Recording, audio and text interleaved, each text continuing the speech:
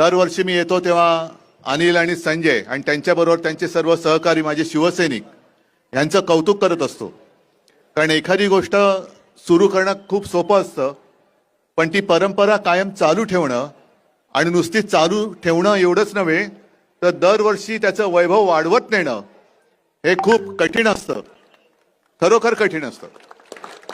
आणि दरवर्षी मी येतो, हा सीझन तोच असतो की IPL एका बाजूला सुरू झालेली असते, IPL रंगात येत असते आणि त्याच वेळेला तेवढ्याच तोडीने ही सुप्रीमो चषक स्पर्धा सुद्धा ही रंगात येत असते. एकूण जर का वातावरण पाहिलं तर IPL दोन्हीकडे आहे, क्रिकेटमध्ये सुद्धा आहे आणि आमच्या राजकारणात पण आहे. मी एवढ्यासाठी म्हटलं की कोण खेळाडू कोणत्या संघात आणि कोण नेता कोणत्या पक्षात हेच कळत नाही, खेळतायत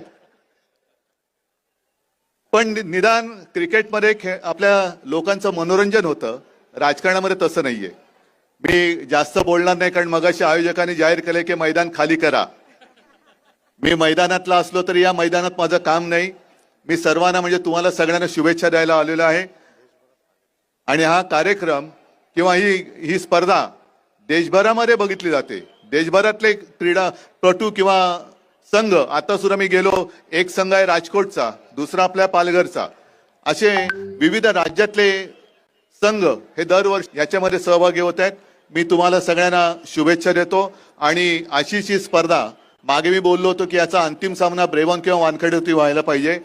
आता माझं म्हणणं आहे की तर ब्रेबॉर्न आणि वानखेडेवर तर झालाच पाहिजे, पण दिल्लीमध्ये सुद्धा याचा अंतिम सामना झाला पाहिजे. एवढ्या स्पर्धेला यश मिळो ही माझी शुभेच्छा.